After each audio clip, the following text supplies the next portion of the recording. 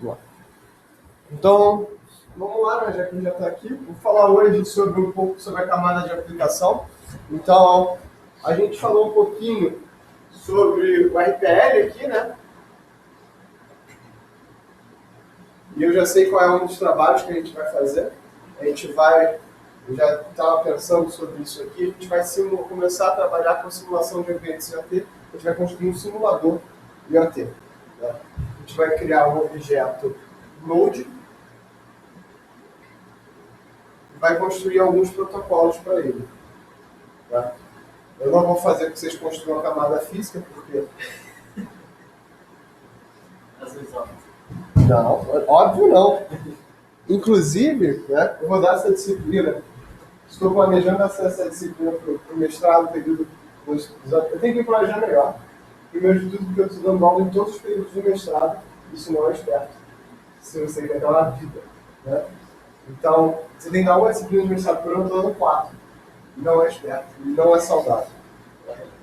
Fora que em vez de dar 2 disciplinas de graduação, estou dando 3.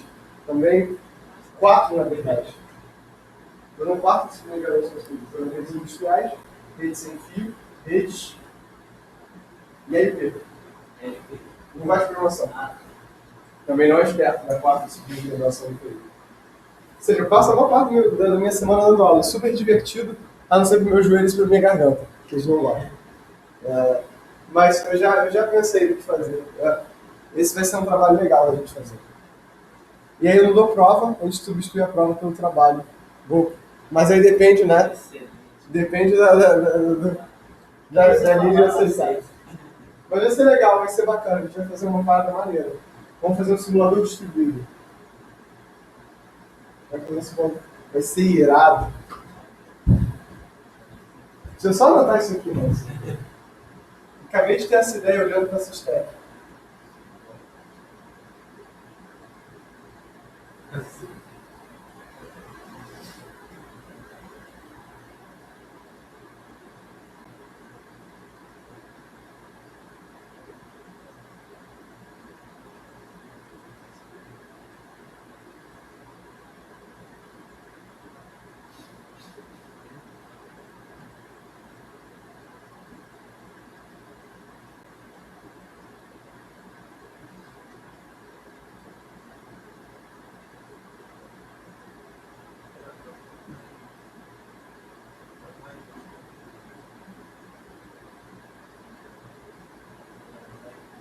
Eu acho que a coisa que eu mais gosto dessa sala é que eu posso usar o quadro branco como meu caderno de anotação. Então, beleza. Então, já fechei, estou mais feliz, o dia já foi produtivo, já posso ir para casa. Vamos lá. Qual é a ideia hoje? Né? Quando a gente falou sobre redes, eu posso falar, o Edmar é o único que está isento, vocês é pequenininho, né? Vocês não estão isentos. Vocês já concordam até ser minha. Você é mestre, você tem mais do que ensinar. Vocês dois, a culpa é minha, o Edmar é o único que ainda está isento. Nesse caso da turma... Danilo ainda está fazendo? Não, Danilo. O Alan está fazendo. O Alan está fazendo, tá. É que o Alan tinha uma questão de fazer uma matéria que era concomitante, estava acabando. Né? Eu também estou, é uma pilha. Isso, a minha aula é muito mais legal. Lembra que está gravando? E também que eu estou pendurado. No qual? Os dois?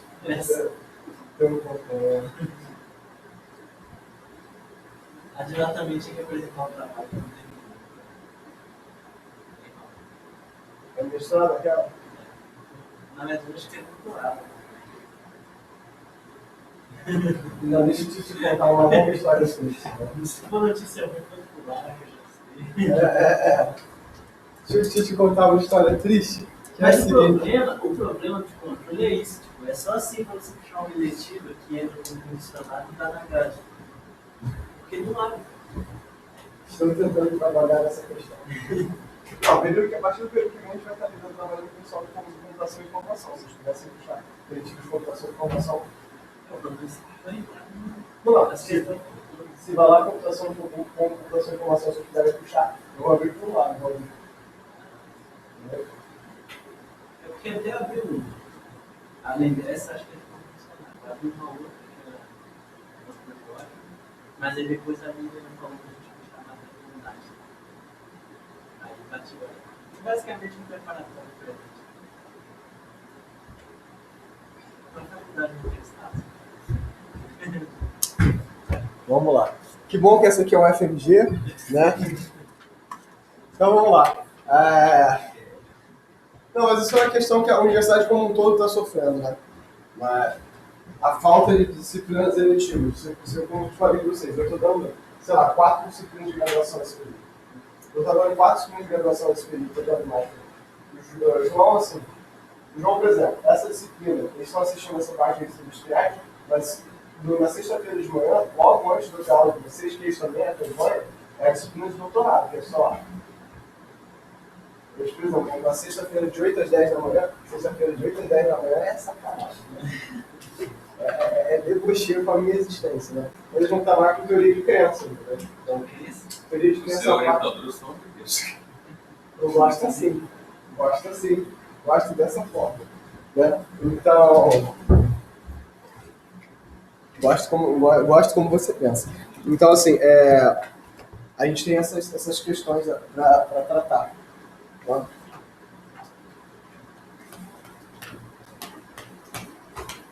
Então, acaba que vocês ficam nessa situação, né? De puxar. De um plano, que era fazer que esse de mestrado e doutorado valesse como eletivos para graduação.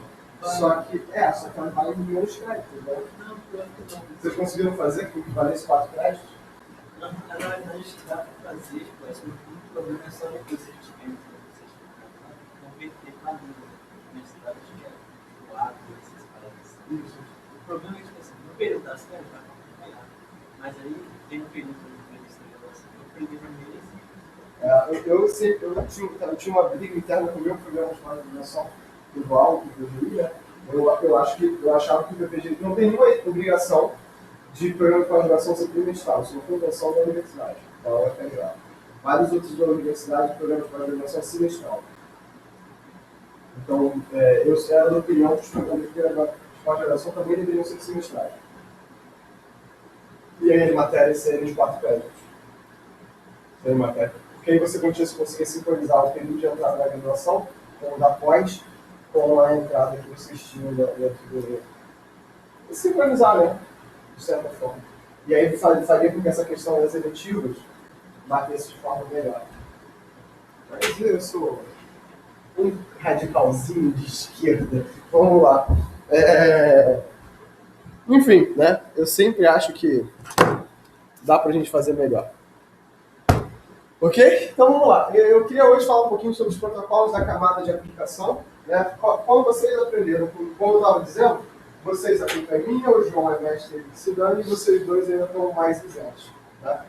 Porque Edmar não fez redes, Mariana fez com... Obrigado, eu não precisei repetir. Né? Então todo mundo viu sobre o HTTP. Né? Eu costumo estressar bastante, né? Estressar não é a palavra em português. Eu costumo sempre enfatizar bastante, né? E a importância do HTTP para a internet hoje. Hoje a internet é aproximadamente a mesma coisa. Tudo que a gente faz... Claro, isso é um absurdo dizer como professor de redes. Eu sei que é um absurdo, mas eu quero dizer assim, o que vocês usam na internet hoje é HTTP? Se é e-mail, a gente enche o saco de vocês no livro curioso, e-mail, SMTP, cópia, IMAP, vocês não usam. Vocês usam um e-mail via webmail, vocês usam um e-mail via HTTP.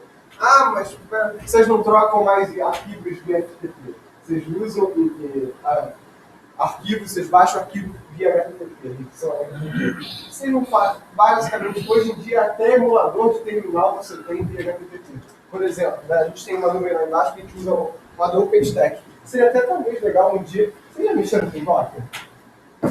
Kubernetes? Eu sempre quero, homem. Sempre quero. Eu sempre quero. A Lilian também quer café, não quer, Lilian? Não, obrigada. Aí quero. Né? Aí enfraquece. Vamos lá. Então, assim, a gente, até hoje, então eu posso dar essa palhinha de Docker e Kubernetes para vocês. Mas isso é o quê? É uma infraestrutura de virtualização onde você não virtualiza o seu operacional como todo, mas só a aplicação que você tem necessidade. São camadas finas de software para você poder cortar o ambiente de aplicações. Então é isso mais rápido de trabalhar. dentro do que desse cenário já tem, isso é particularmente importante, é que, né, começa. Então eu já vou começar uma fase um pouco mais acelerada do curso, né? Porque já começou a ter mais volume de coisas que a gente tem que fazer, tá?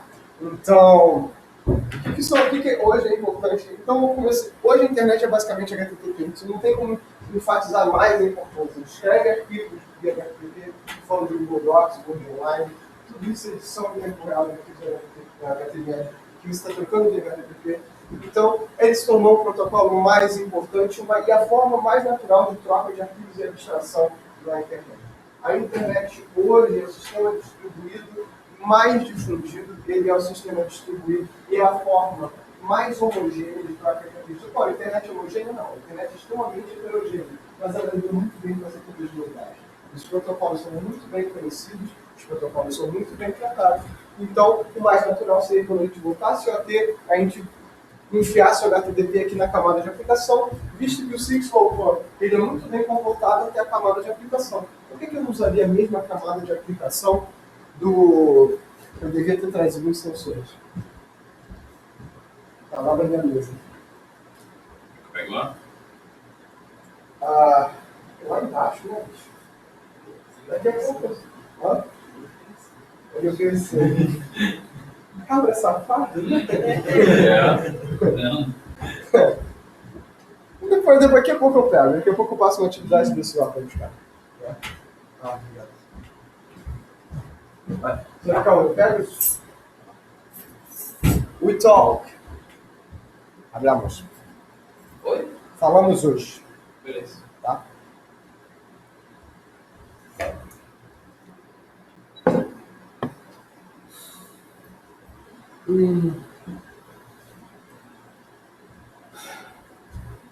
Mais uma semana na UFRJ. Então, né, só que o que aconteceu? Não é bom bastante. O HTTP é muito lento, o HTTP é muito burro, o HTTP roda em cima de TCP. Quais são as garantias que o TCP dá pra gente?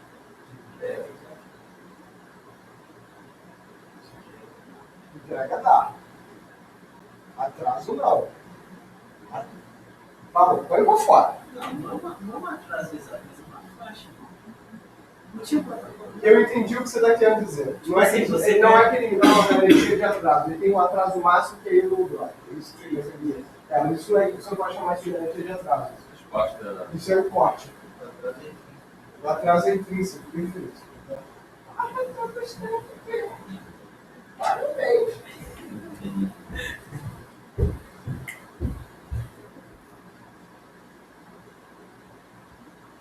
Então, o atraso é intrínseco, existe uma garantia de entrega. A garantia de atraso, nesse sentido de eu cortar, é muito mais um controle de fluxo. Lembra quando eu falava de go back-end e select repeat?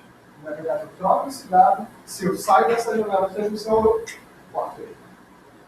Essa é a garantia que eu tenho, assim, olha, que eu vou, por exemplo, Elimar, então você que não viu, você vai ser sujeito a essa linda técnica didática de eu jogar coisas nos meus alunos. Né? O que acontece? Como é que funciona o HTTP basicamente?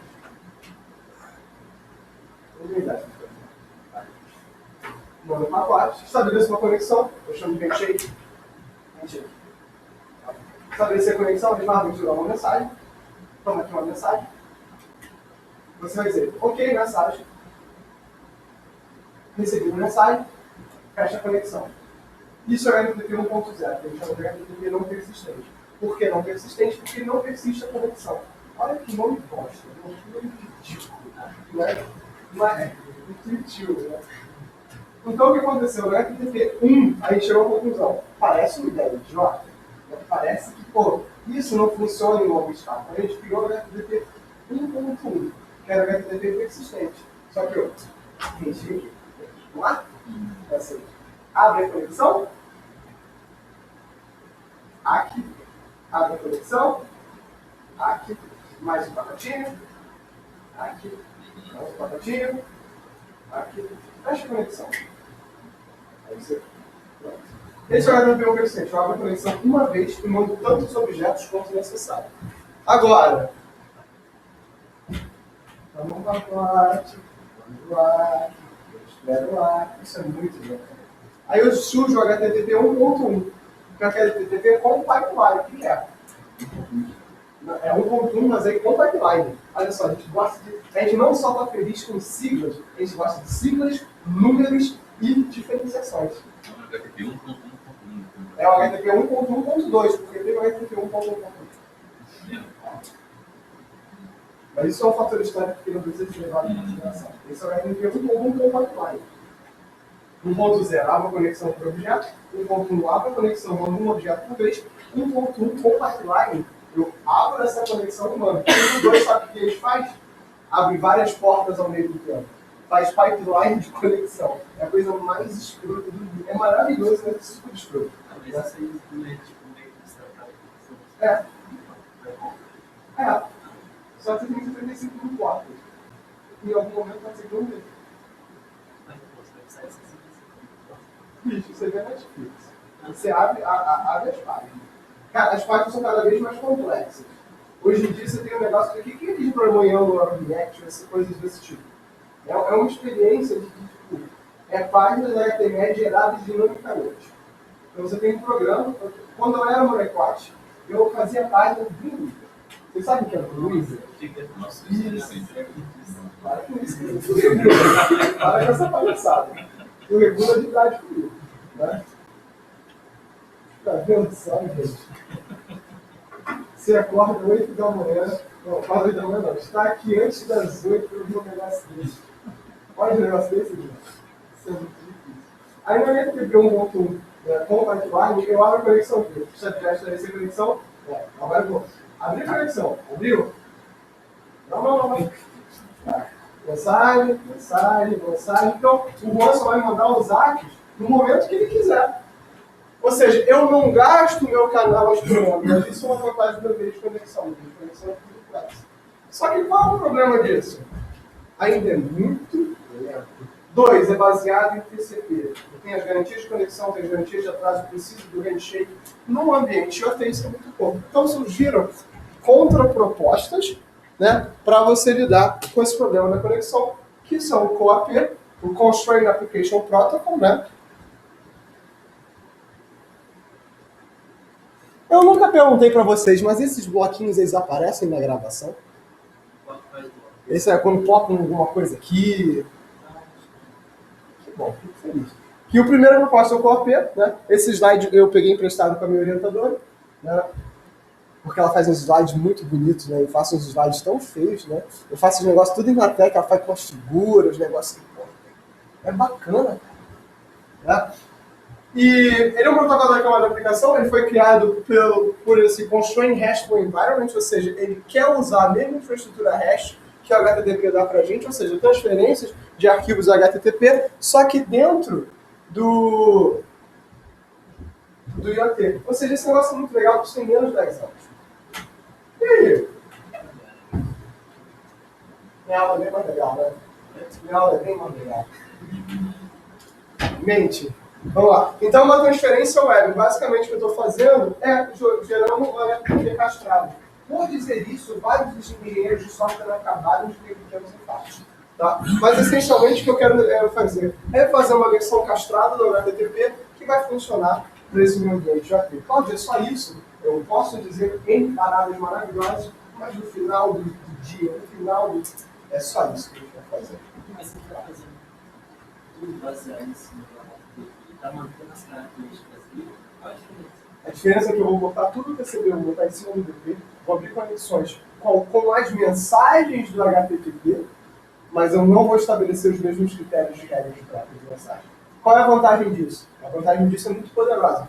Eu vou poder ser parciado por alguém que lê HTTP e, ao mesmo tempo, eu não estabeleço os mesmos requisitos que eu tenho para o HTTP. Isso é extremamente poderoso e isso é muito menor em termos de memória. Eu vou... Pode falar. A mensagem É uma API. A mesma mensagem do HTTP só não. Eu vou mostrar as mensagens. Tem vários slides. São ótimos slides. Né? Então, o REST vai apresentar... E a gente já usa APIs REST para outras coisas que não sejam IoT. A gente já vem usando APIs REST há bastante tempo. Né? O que já ouviu falar de SOAP?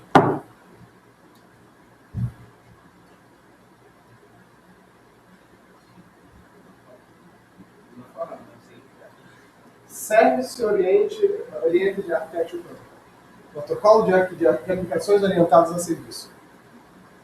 Aí o SOAP, há muito tempo atrás, basicamente o que era SOAP? Era uma forma organizada de você trocar XML.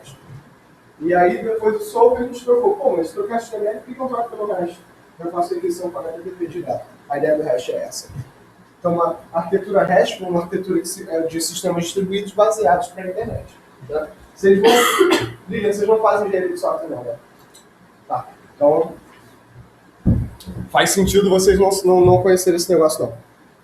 Então, quando você quer lidar com um sistema distribuído, né? E aí entra o seguinte: o que é uma rede de computadores? Isso é uma coisa que nas disciplinas de redes elas não são muito claras. Uma rede de computadores é um tipo de sistema distribuído.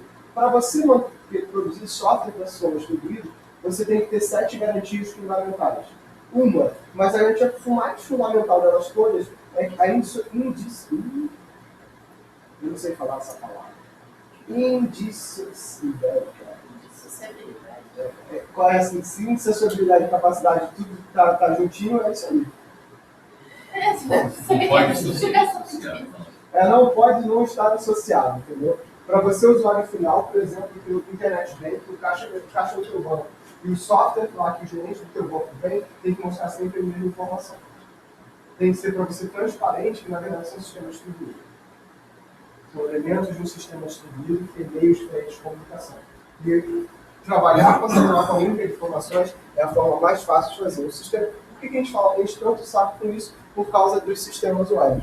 Por exemplo, recentemente, né, a gente teve há 10 anos atrás o que a gente chamou da guerra dos sistemas operacionais mobile. Há 15 anos atrás, uns 10 anos atrás, mais ou menos, a gente estava tendo uma guerra dos sistemas operacionais mobile. Qual ia ser o sistema operacional mobile que ia bombar no mundo? A gente tinha o iOS, a gente tinha o Android, a gente tinha o SingleOS e a gente tinha o Firefox OS. O Firefox OS é o que eu achava mais irado deles. Claramente. O Firefox OS foi um sistema desenvolvido pela Telefônica da Espanha, né, com a Mozilla Foundation, que ele tinha a seguinte proposta: tudo dentro do Firefox OS ele é REST. Ou seja, inclusive a interface gráfica dele era produzida em HTML5. De forma que isso fosse código aberto. Era lindo o negócio, realmente funcionava muito bem. Agora a grande questão é o seguinte: você tem de um lado um player que é a Apple, um player que é o Google e um player que é a Mozilla. Vou fazer a pergunta: quantos de vocês usam o Firefox? Dentro do browser principal?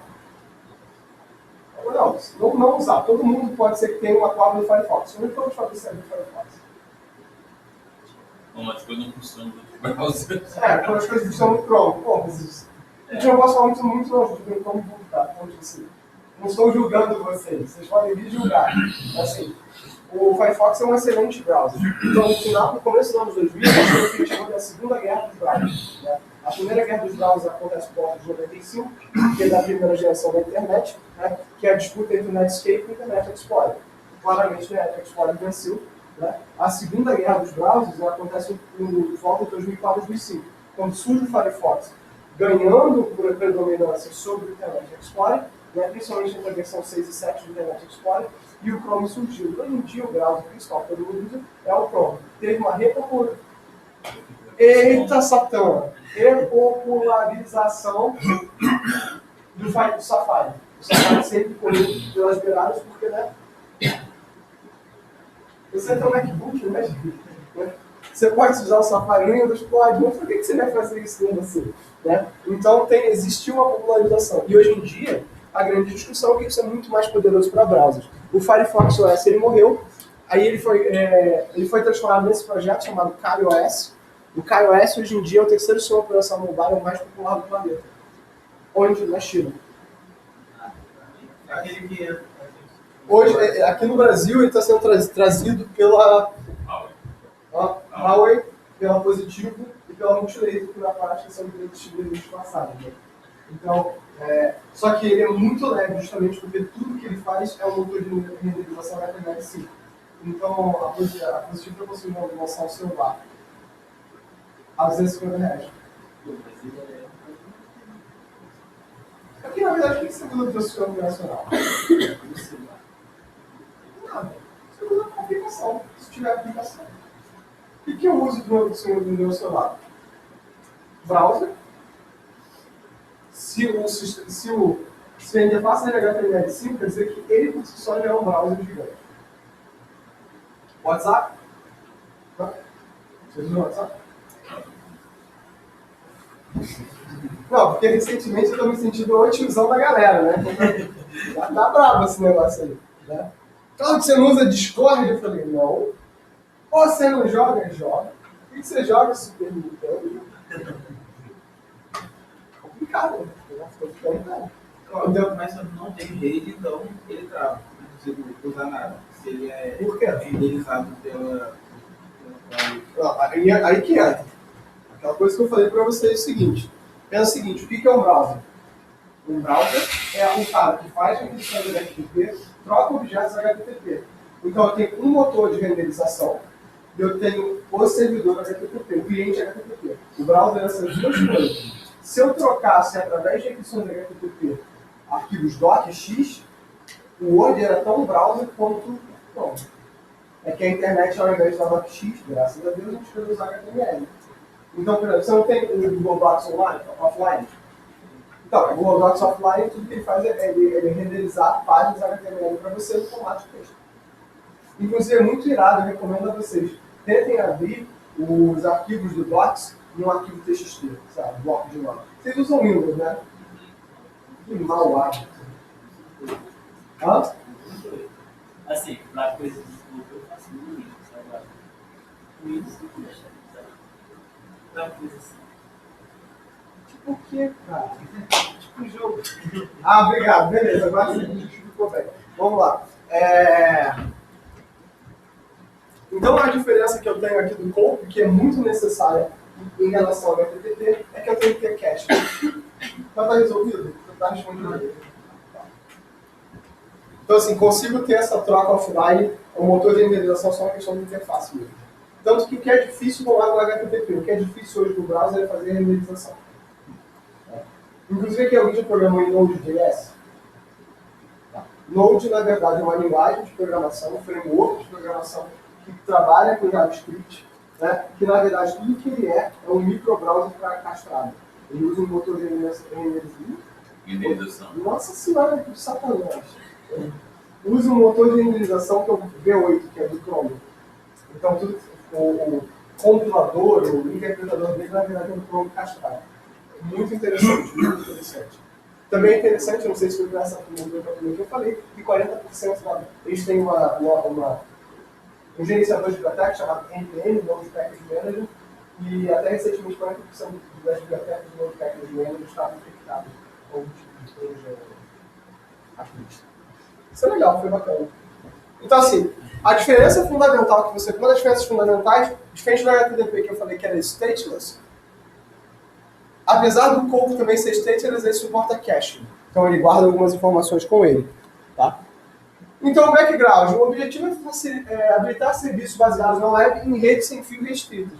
Ou seja, microcontroladores de 8 bits. Eu vou mostrar para vocês o ESP8266, que é o meu microcontrolador favorito, que tem memória limitada e usa redes de baixa potência. Então a web atual não rola. É gorda. Então a solução é redesenhar serviços baseados na web para essas redes restritas, isso que a gente vai fazer com o Cope. Depois a gente vai ver que o Cope tem limitações e a gente vai trazer o MQTT. Inclusive o MQTT é muito interessante, né? Que enquanto o Cope ele é síncrono, o MQTT ele nasceu da indústria, ele nasceu de oleodutos. Né? Então, né, como é que são os recursos na web? São gerenciados por servidores, identificados por URIs, isso é a coisa mais poderosa. Né? Eu estou dando o que é uma URI, é um Uniform Resource Identifier, um identificador de recurso identificado, baseado na requisição síncrona entre cliente e resposta. Ou seja, por exemplo, uma página que você assiste. É uma página que você busca. G1. Qual é o endereço do G1? É G1.globo.com. Vamos fingir que é G1.1. Eu só escrevo de um. Justo. Na verdade, devia estar só escrevo G e.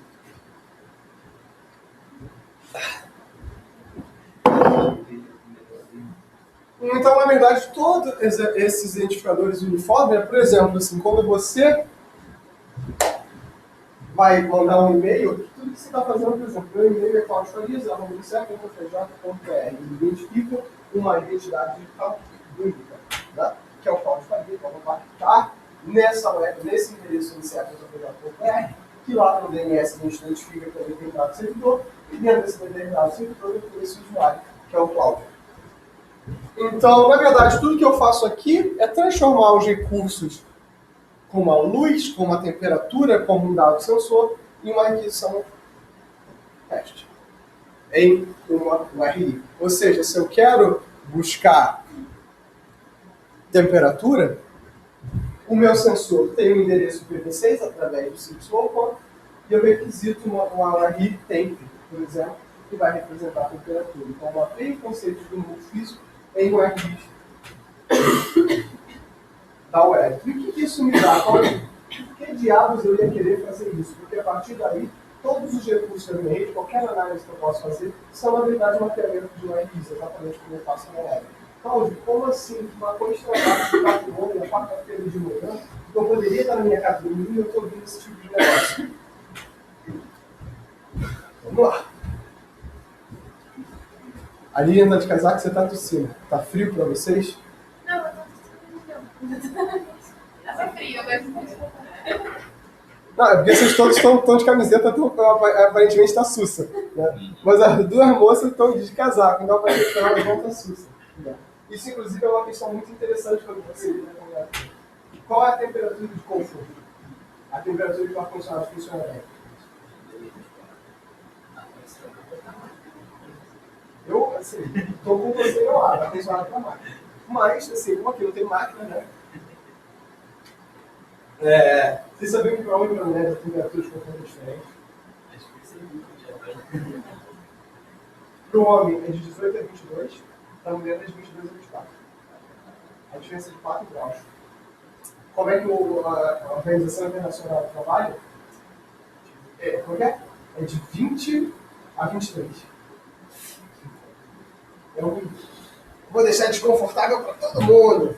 É muito legal. Mas... Hã? Nossa, 23 eu tô suando aí. Na minha sala, chegava, o vidro chega a condensar. É ótimo. Vamos lá, vamos seguir esse barco aqui. Então, na verdade, né, se eu for pensar aqui, eu tenho um endereço IPv6 qualquer. Aqui eu tenho um formatinho de IPv6, lembrando, IPv4 são 4 octetos, e IPv6 a gente representa 128 bits em hexa. TCP, onde eu tenho uma questão da porta, o HTTP, onde eu vou ter essa URL que eu quero buscar, e o Resource Identifier, ou seja, o caminho para o meu resource. Ou seja, até aqui eu estou identificando o meu servidor. Só que quando eu falo em IoT, eu falo que o meu sensor é IPv6, o meu sensor pode estar servindo. Ele pode estar recebendo uma requisição. Nesse sentido, é quase como se fosse uma aplicação distribuída. Ela é distribuída. O meu sensor ele é acessível, ele troca dados, ele pode receber uma requisição. E aí responder essa requisição. Né? Se essa requisição é simples, ao invés dele responder a requisição, ele simplesmente está continuamente mandando os dados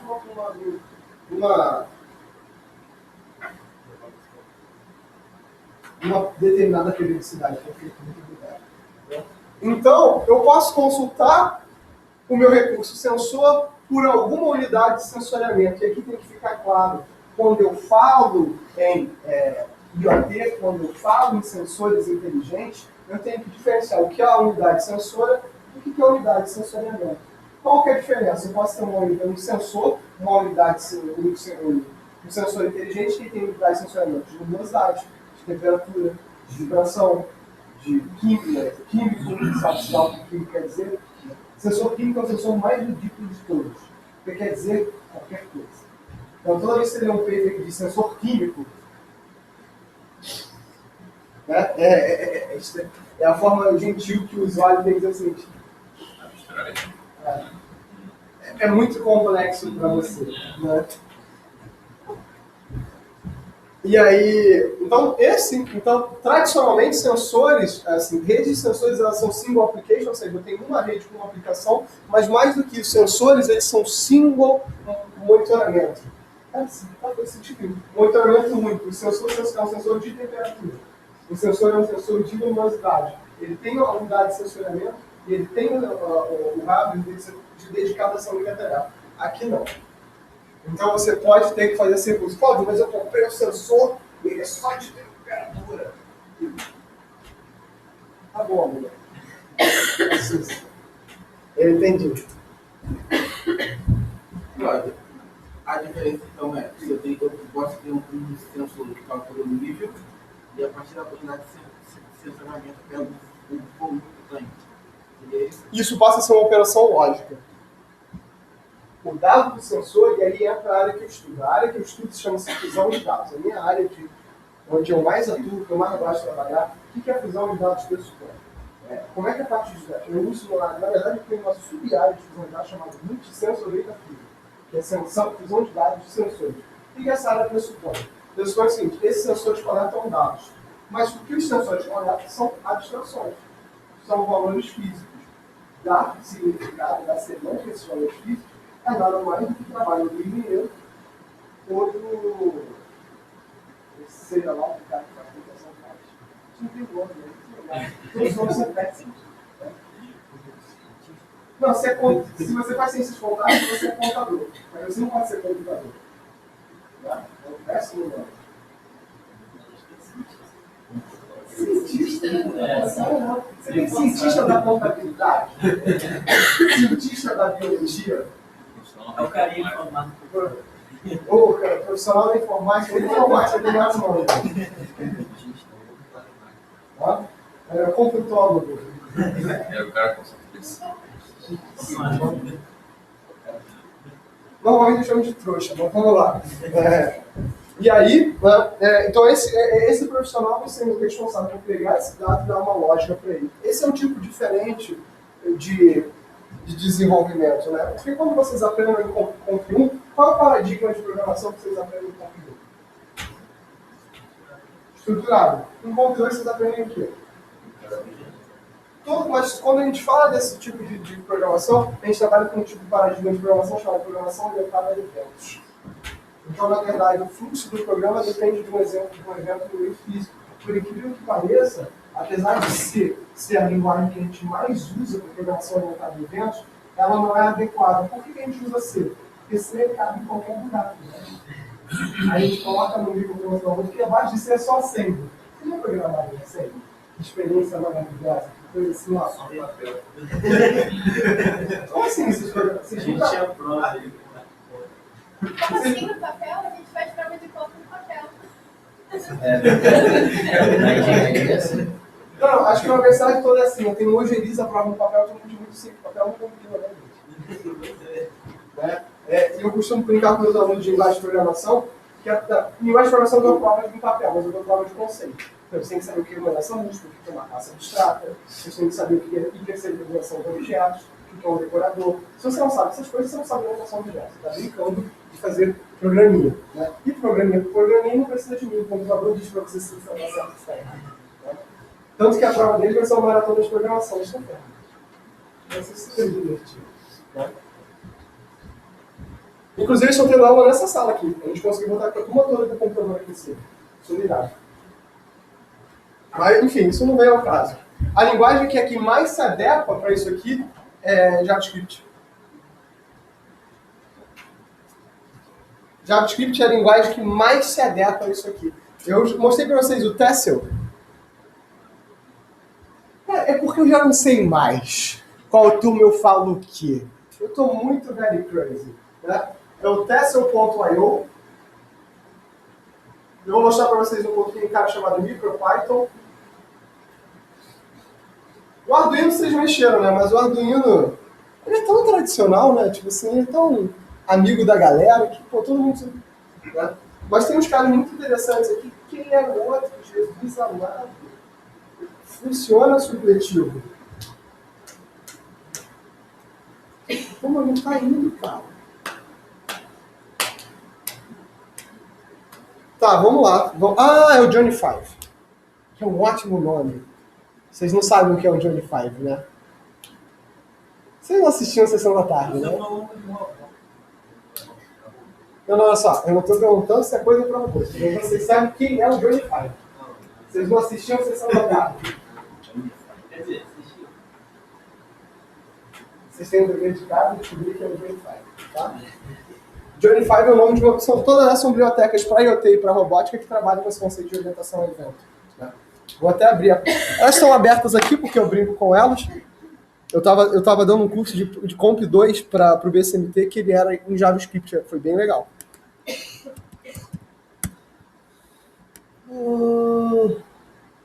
Esse aqui é o Johnny Five, se a internet funcionar. Tessel e o MicroPython.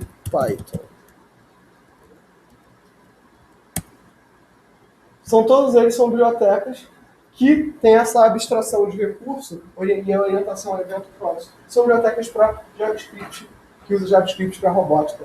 Né? Então, são muito simples de você trabalhar. Você pode trabalhar usando o Arduino Uno e usar o Johnny Five e botar um LED em 4 minutos. Então, tipo, é JavaScript, né, gente? Pelo amor de Deus. Não que JavaScript seja onda, né? Eu, como desenvolvedor há quase 20 anos, vou dizer para vocês, tem poucas coisas que eu acho mais surpreendentes do que programar em JavaScript. Do ponto de vista de linguagem de programação, porque a gente chama de sintaxe da linguagem, a linguagem de JavaScript não é ruim. Desculpa. Né? Mas, enfim, vamos. Se não vem ao caso, vamos voltar para a nossa aulinha. Então, na verdade, tudo que eu tenho aqui, da mesma forma que eu tenho uma arquitetura REST, eu consigo ter um proxy muito bem definido entre o que é COAP e o que é um servidor HTTP. Ou seja, eu posso começar a acessar os meus recursos via web. Então, é essa infraestrutura que permite que o meu usuário final possa estar acessando os recursos físicos do meu hardware. Né? Então, aqui estão os ambientes restritos e aqui vai estar a internet. Ou eu tenho um servidor COAP, ou eu tenho um servidor HTTP. E se vocês procurarem na web, isso é um dever de casa de vocês, dever de casa, onde o João vai ter o dever de me lembrar que eu tenho que botar isso no Classroom, né, João? Né? Procurar servidores COAP e AMQTT. Tem uma porrada, inclusive, para Arduino.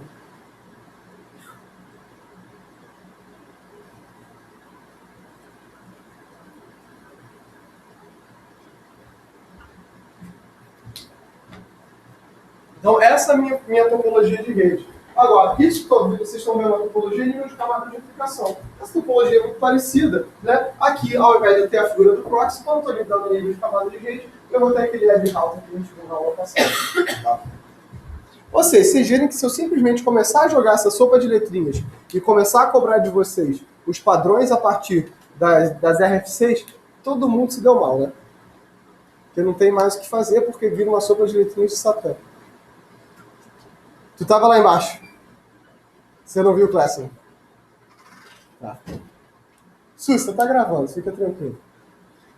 E aí, né? Então, né, o que ele é e o que ele não é.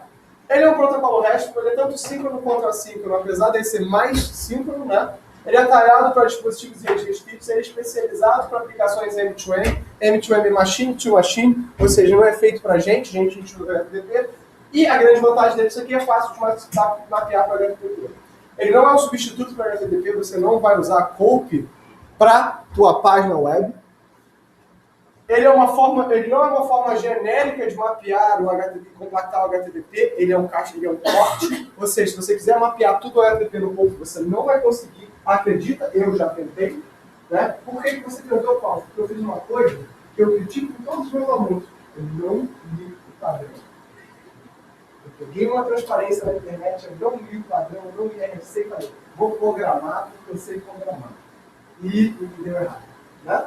Por quê? Ele é separado da web. Ou seja, Cláudio, você acabou de dizer que o meu, através do código, eu consigo verificar o meu sensor na web. Não. Eu disse o seguinte, eu consigo pegar essa requisição e jogar para um servidor e vai tirar uma interface. Você não digita ou dois pontos, barra. Inclusive, essa é uma das vontades. Né? O Google está trabalhando em coisas nesse nível. Quem é aqui de ouviu falar do Android Things? O Android Things é o sistema operacional do Google para IoT. Ele é, horrível. Uma bosta. Né? Mas ele é gordo, né? Você precisa de um Raspberry Pi para poder botar ele para funcionar. Meu amigo, o Raspberry Pi é uma média. O que eu vou fazer no Android Things? É o Raspberry, né? Mais do que o Raspberry, o Android, né? Tem um que é emuladores. É muito legal. Esse que eu... bem feito, né? RetroPie. Então isso aqui é uma requisição HTTP, eu tenho tree handshake, eu tenho um get de um resource, que é o light, né? Um get de uma URL, eu tenho um OK e uma terminação de 2 vias. Ou seja, tudo isso aqui torna o HTTP bastante gordo, ele demora. Se vocês forem olhar o capítulo do Poroso, no capítulo 2, seção 4, por volta da página 120, vocês vão ver que tem um cálculo em função do número de HTTPs, round-trip times, de quanto o HTTP é lento. Mas se você olhar, por exemplo, o código... Na terceira, no handshake, o que é? Porque no handshake não é tipo, eu mando o cara mudar. Não, eu mando, você me dá ok, eu digo, beleza, eu vou começar. É um handshake 3 vias. E a requisição REST o cliente vai mandar um get da temperatura para o servidor. Qual a diferença entre cliente e servidor? O cliente requisita, o servidor responde. Né? É arquitetura cliente-servidor, bem tradicional. Então, esse formato aqui tem, se você lidar do ponto de vista de fusão de dados, os dados têm modelos hierárquicos de funcionamento. O que isso quer dizer? O dado, ele muda o significado e a importância de acordo com a semântica dele. Cláudio, que parada filosófica, maconhada e inútil é essa que você está dizendo? Isso quer dizer o seguinte, o que o sensor captura, o sensor de temperatura?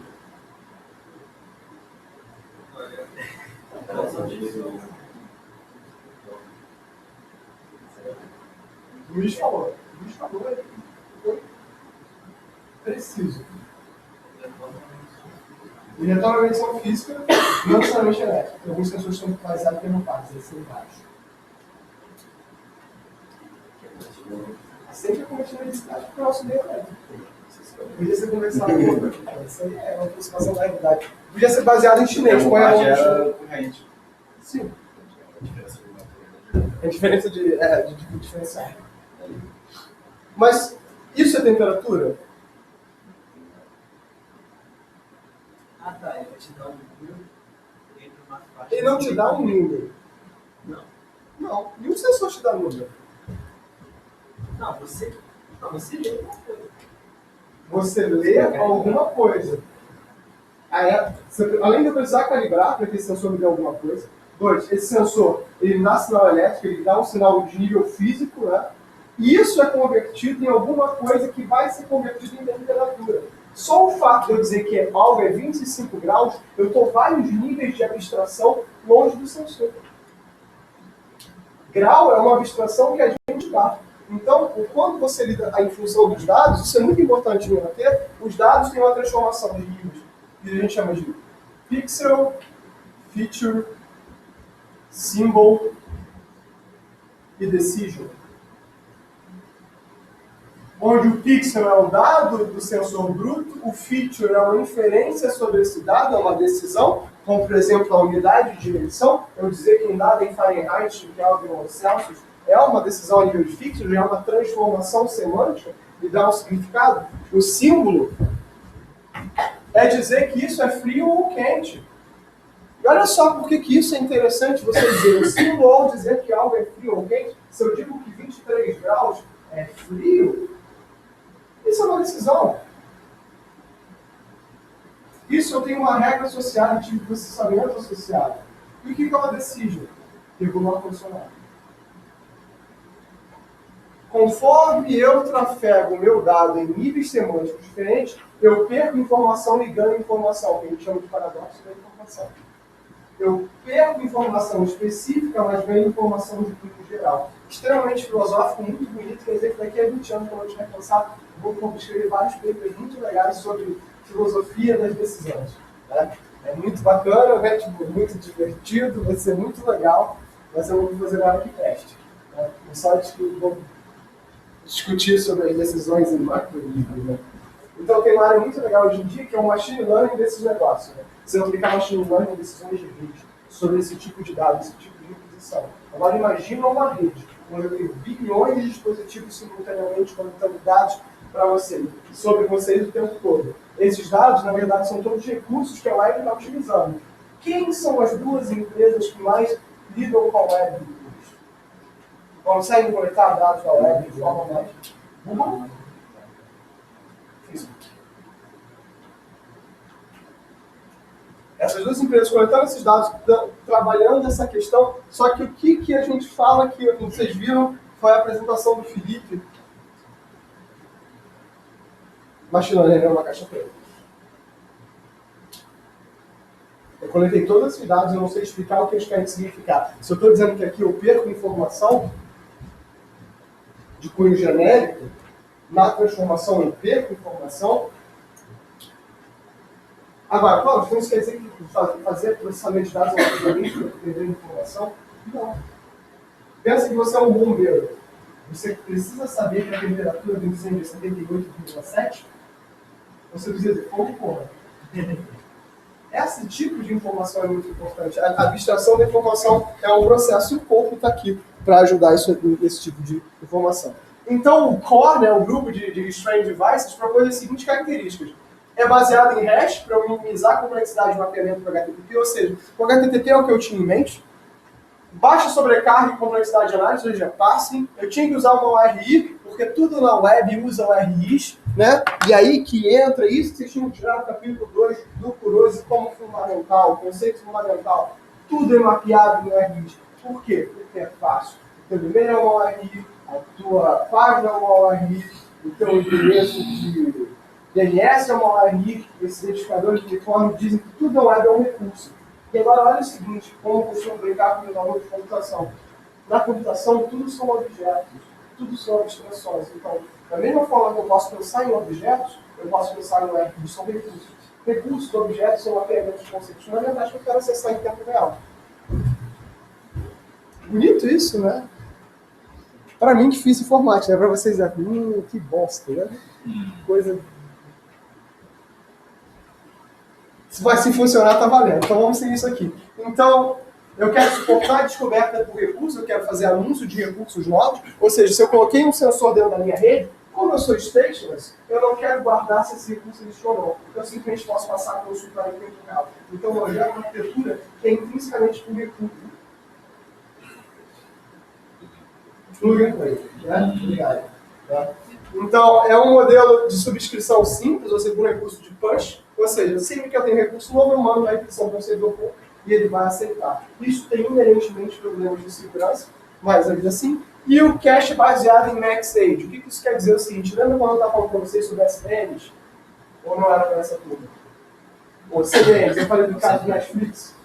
Então, Então, é porque CDN vai cair no caso de SDN. Enfim. Deixa para lá. Não é importante. Né? Então, assim, na verdade, todo o meu cache é baseado numa fila. O primeiro a entrar é o primeiro a sair. Né? Se você é o cara mais antigo, é o cara que vai ser cortado da fila. Né? Então, o REST vai trocar dados de maneira leve entre esses clientes HTTP. Você ia falar uma coisa? Não. Ao contrário do SOAP, né, o REST não usa XML. Então, há 11 anos atrás, tinha um colega meu que era um professor, que hoje ele é professor da rural, e a tese dele de dissertação, tese de doutorado, dissertação é mestrado. Tá bom? Então, olha só, ontem estava lendo a dissertação de um aluno meu. Ele está dizendo, nessa dissertação de mestrado, você foi uma vibe. Né? Se é dissertação, só pode ser de mestrado. Né? Você não faz uma dissertação de doutorado. No máximo, uma dissertação para o vestibular. E olhe lá. Né? Então, precisão é importante. Na dissertação desse meu colega, ele trabalhava há anos atrás, antes da gente ter essas arquiteturas muito bem definidas, ele discutia, né, sobre quais eram os formatos corretos de você mandar dados. E o primeiro formato que ele mandava dados era em texto plano. Ele dizia que era o formato de best effort. Por que best effort? Porque os passos ficavam muito complicados. Ou seja, às vezes mandar o dado escrito era uma coisa muito boa, mas o tempo de processamento para você descobrir o formato do dado era tão grande que não compensava. O outro formato era mandar em binário. Mandar em binário, mandar fora de um formato ASCII ou PF8 padrão, também é muito mais rápido, o dado fica muito menorzinho. Só que, já tentaram fazer parser em binário? Em Comp1, é a última exploração, é isso? Comp1 deles. A última exploração, vocês fazem com C. Não, acho que eles não pegaram por C, né? Mas ele fez C++ por Python. Tá. Aí a gente inverteu. Agora não ser no primeiro, no Python no segundo. Terceiro. Terceiro. Por aí. A vida são essas inconsistências. Então, imagina que todo dado que você tem que fazer é um vetor de char-pointer que você tem que parsear bit a bit. Isso é você fazer parse em binário. E aí você tem que dar significado a cada um desses bits. Ou seja, você tem que entender o que é um caractere, o que é um caractere para a sua aplicação. Para vídeo isso não é um problema, para vídeo isso é bastante bom, porque você tem que acelerar esse processo. Então, por exemplo, quando você tinha o H264, que é o projeto de vídeo que vocês mais usam, as primeiras versões de parses de H264, eles eram terríveis de você lidar. Horríveis, eram péssimos. Hoje em dia é tranquilo, mas justamente por causa disso. Depois ele viu o XML, que era o que o Soap usava em 2011,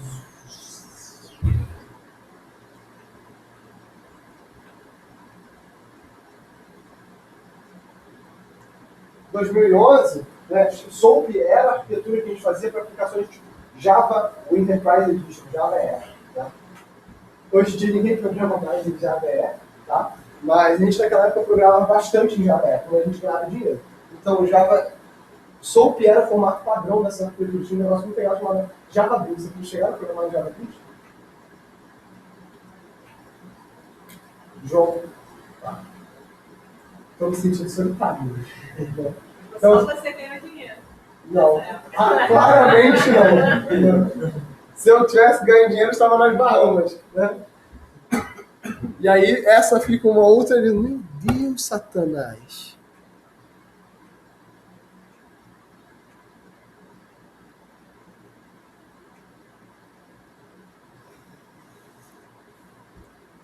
Tá, dane-se.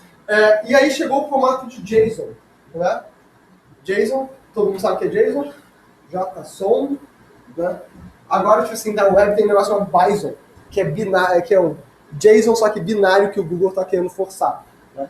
Mas depois a gente entra nessa conversa. Então, na verdade, né, o trabalho dele mostrava que o JSON era muito melhor de trabalhar e muito mais parciável. Então, o resultado dele era muito interessante. E interessante que o Comp seguiu essa mesma questão, basear a tua rede em recursos. Tá?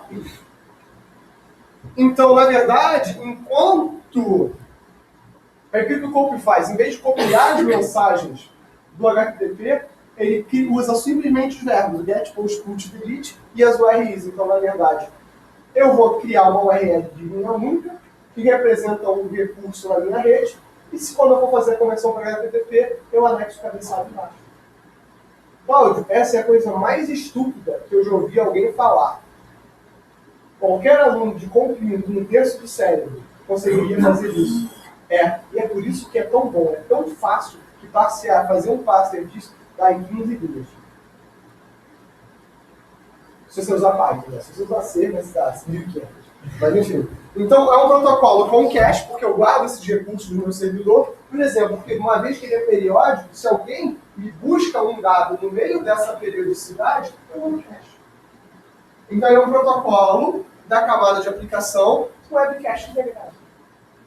E aí eu tenho muita celeridade. Celeridade é uma palavra tão bonita, né? Então, ele é usado machine to machine justamente porque essa requisição entre servidores. Eu não vou dizer que você não possa ter um cliente Comp para você buscar dados, mas em geral isso não faz sentido nenhum, porque você tem que ser cliente e servidor Comp para poder fazer isso. Uma solicitação equivalente ao HTTP, né? Envia um código de resposta simplesmente para ser igual ao HTTP, ou seja, vamos fazer o seguinte. O Igor, que eu não joguei nada nele hoje, né? Hã? O cara que traz em- O Rogério não está perdoando ninguém hoje. Né? Edmar o servidor HTTP. Vai dar certo a nossa requisição. Então, mesmo que a caneta caia, a requisição dá certo, tá bom? Quando uma mensagem dá certo, qual é a resposta do HTTP? SUS não existe. O que é ok? Não existe mensagem ok. Ok é uma interpretação da mensagem. É um número. Qual o número? 200. Ou seja, as mensagens 100 são de tentativa, as mensagens da ordem 200 são de confirmação, 300 é de redirecionamento, 400 é erro do servidor, erro do cliente, 500 é erro do servidor e 600 é falha global. As falhas globais são maravilhosas. A gente, a internet acabou. E uma das falhas que matou esse tipo de coisa. Eu sei que uma delas é tipo, fudeu, apocalipse zumbi. Mas na verdade, de onde é que isso tem inspiração? Quem que eu já ouvi falar de DEFCON? São os protocolos de DEFCON. O protocolo DEFCON 6 quer dizer hecatombe nuclear. É um negócio muito maneiro. Não, não é maneiro isso. Vocês entenderam a ideia. Tem 500, 600, 700 é quando acaba a cerveja. Ah, não é 600, não. Gente, olha só, acabou de cerveja, não tem negócio pra fazer. 700. É, 700. Então, olha só. Sou um sensor. O Edmar, o João, cutuca o Edmar. Diz que é a temperatura. Temperatura. Do quê? Temperatura, foda-se, você é um cliente, você não está interessado. Isso é responsabilidade do software. Imagina o seguinte, eu vou lá, você vai para o banco, você quer saber qual é o servidor do banco?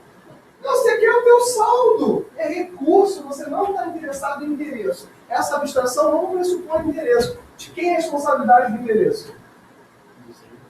Do servidor, mas como é que eu dou esse dado então para o João? Porque o João quer que é a temperatura.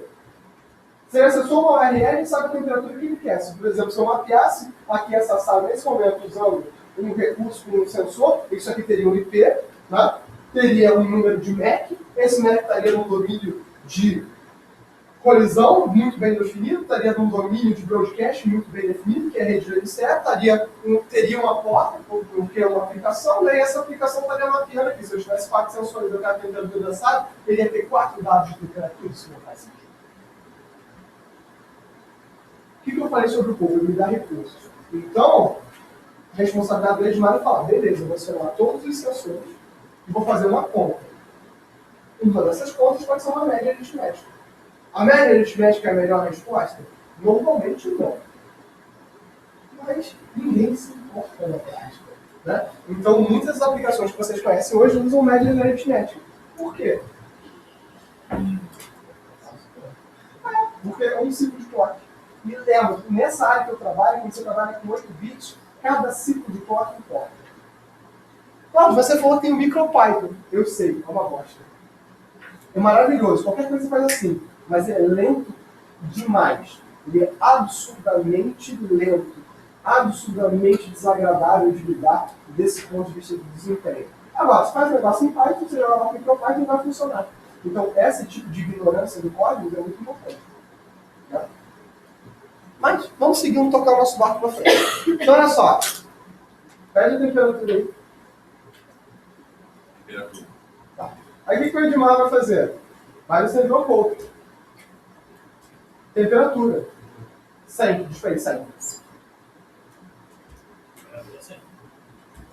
Responde. Temperatura 100. Temperatura 100, você vai mandar para ele um 200 ok. Dá a caneta. Não, outra caneta. Essa aqui você vai resolver. Ele vai converter essa mensagem. Troca. Não. Troca. E aí entrega para o João. Ou seja, o que eu fiz? Mandei o seguinte. Mandei o dado para o servidor pouco me deu uma confirmação. Ele é um servidor HTTP. Agora o Vitor vai segurar uma cópia, o Iva vai segurar uma cópia do dado na mão. Segura uma cópia do dado na mão. Segura uma cópia do dado na mão. Eu dormi. Por quê? Porque eu quero economizar energia. Dentro da periodicidade, eu cumpri o meu papel. João pediu essa cópia, o Edmar, mas ele pediu essa cópia em HTTP. O Edmar não quer falar pouco com o João não fala pouco, ele está fazendo isso no browser. Então o Edmar pegou a mensagem do servidor pouco, transformou ela de pouco para HTTP e mandou para o João. Agora, eu estou dormindo, o servidor dorme. Não, o servidor é contigo. Olha lá. Vai pedir internet. Sim, o servidor é contigo. Não.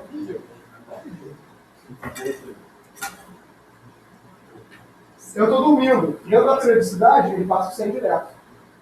Mas isso não é para sensores que querem ser enviados? Sim, mas eu preciso dormir, porque, na verdade, o que é interessante sobre o IoT é justamente isso. Vai ver como vai cair. Ele faz uma. Na verdade, Uma cópia ele faz. não existe fazer cópia, não existe dado. Eu transfiro esse dado. O que acontece com esses protocolos de IoT? Eles são muito interessantes, são protocolos de comunicação que evitam se comunicar. Por que eles são assim? Porque eu sou baseado, normalmente eu estou baseado em baterias. Agora, pensa o seguinte. Cláudio, isso é uma verdade constante? Não existem verdades constantes. Né? Você fez um prédio inteligente. Você gastou bilhões no teu prédio inteligente. Puta, projeto, pá, faz os sensores, sensoria a porta, pega a energia do sol, converte, abre portal pro inferno. Aí tu pegou os teus sensores e deu pro Zequinha, que é um porteiro, para botar os sensores lá. Porque você quer botar com vídeo. Isso não faz sentido. Né? Realmente não faz. Aí nesse caso eu vou alimentar meu sensor por cabo, né, gente? Eu vou plugar ele na parede e ele vai estar muito bem alimentado. Nesse caso ele pode ficar o tempo todo me representando. Mas foi o seguinte, quem aqui já viu falar do Google Home? O Google Home ele não tem uma aplicação para o celular? Você não poderia alterar, sei lá, a luz através do seu celular? O celular é baseado na tecnologia. Então, vários dispositivos são baseados na tecnologia. Então, a gente faz com que ele durma. E dentro desse intervalo, o que eu uso? A falta da percepção humana sempre pouco. Então, não adianta eu virar o Igor pedir o tempo todo de 100 milissegundos algum dado. Porque eu, como ser humano, não entendo isso. Agora, se estou falando de uma usina de alta tensão, onde é variável o tempo da entropia é muito curta, beleza, faz todo sentido. Mas dentro desse cenário, que a aplicação muda constantemente, vai. Claro, Você estava no sábado, você usava o arquivo, eu vou fazer arquivo. Mas você está conectando. Não. Eu não uso para o sensor o FTP simultâneo. Porque imagina que você quer o seguinte, o estado da sala. O estado da sala quer dizer que vários sensores simultaneamente vão mandar vários dados simultâneos. Se eu abro um HTTP, eu abro uma conexão para cada tipo de dado, em portas diferentes, mando o dado, fecha a conexão. Eu estou cansado só de falar. Estou de saco cheio só de falar. Né? E tudo isso via UDP, ou seja, não tem disputa de acesso ao meio, eu mando best effort, foi, não foi.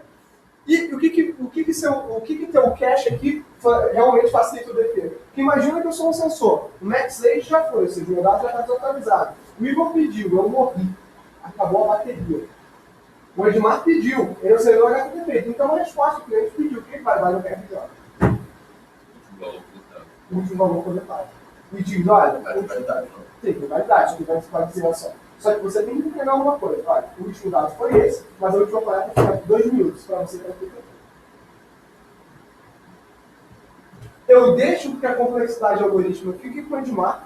O Igor ele é só um pool de resources o tempo todo. Né? Ele não precisa saber quais são os resources da rede. Se ele pede, ele vai mandar em broadcast, receber em broadcast. E acabou. Muito mais rápido, muito mais eficiente.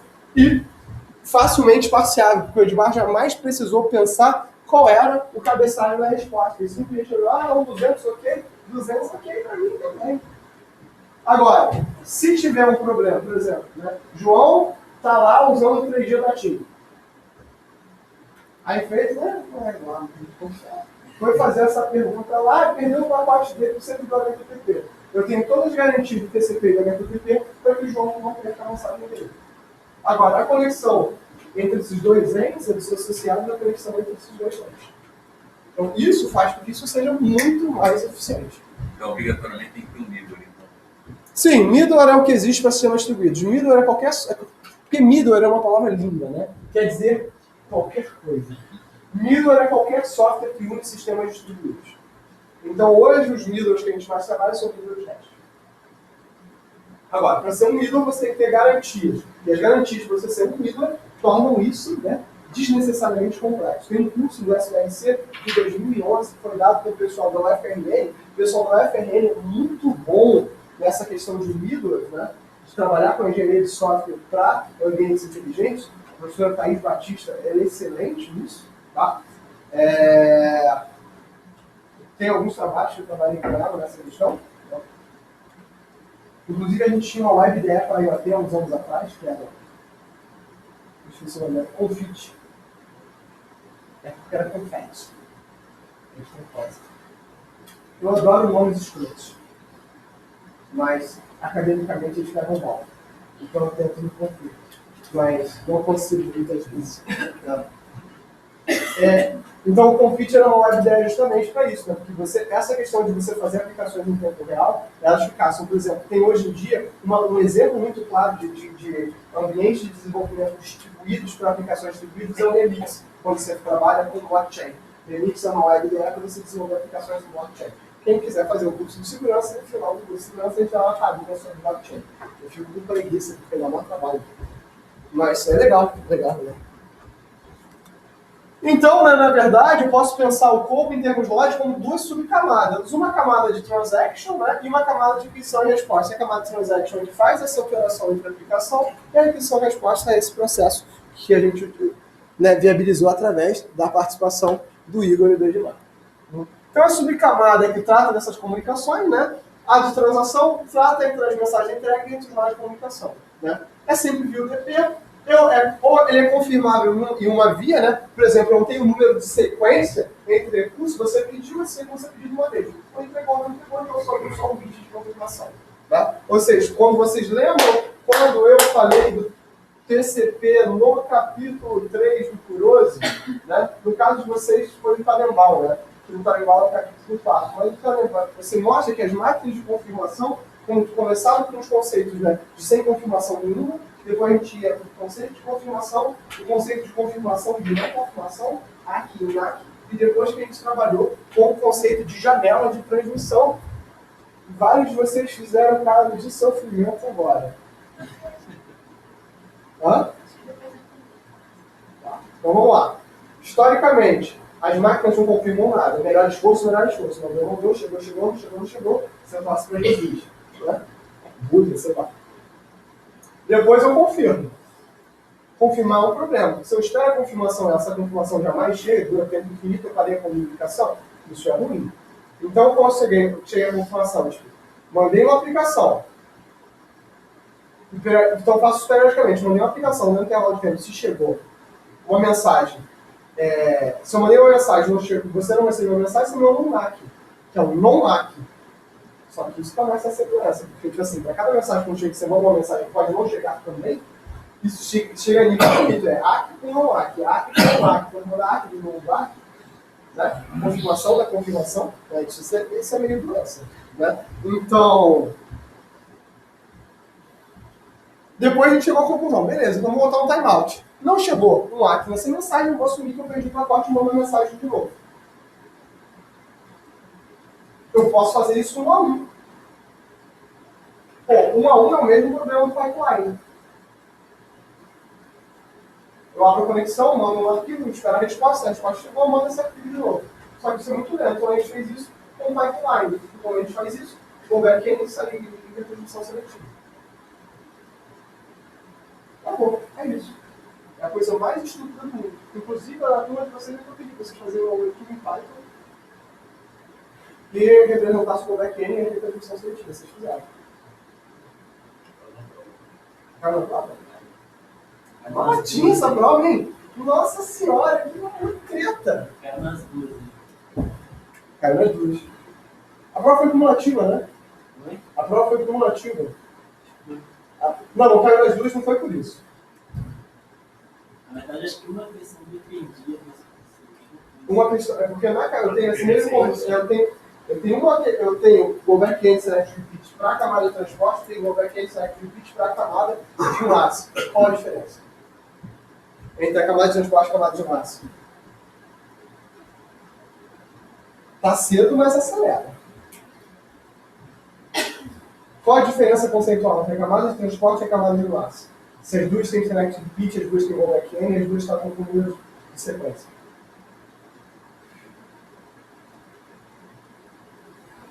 Procure na internet, não vou responder isso aí não. Se vocês não responder isso aí, não, vocês não vão entender isso aqui. Eu vou pegar café, esse é uma boa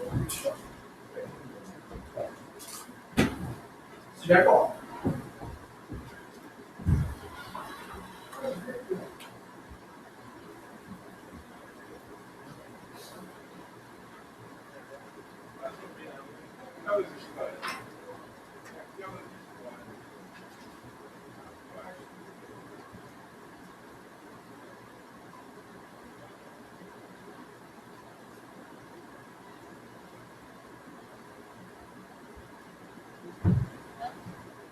Conseguiram? Se tentaram? Estou lembrando, né? Vai a mão na testa. Vamos lá, gente, vai lá. A gente tem o semestre todo na Lívia. A gente tem o semestre todo para esperar. Hã? Ah, assim, se não terminar, vai ser pessoa normal para se formar, né?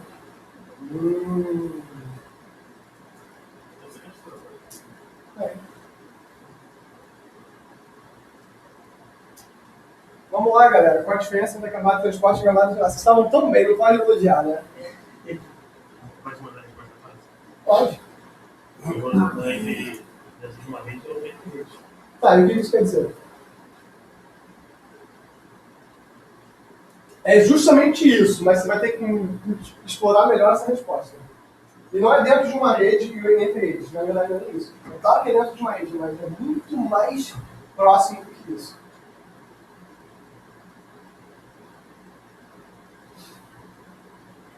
Olha melhor assim, essa. Tem a ver com roteamento e com multiplexação, é o mesmo conceito. O que é multiplexar e o que é rotear?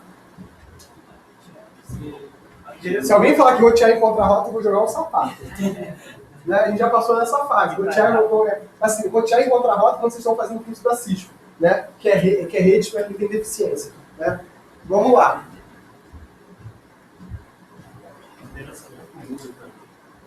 Você não precisa, né? Cisco é recolhida. Aqui você tem que pensar. Qual a diferença? O que quer dizer você rotear? Para que você roteia? Para encontrar a rota. Entre o quê? Sistemas finais, endpoints. Comunicação fim a fim. Ou então, qual é a verdadeira função da camada de rede?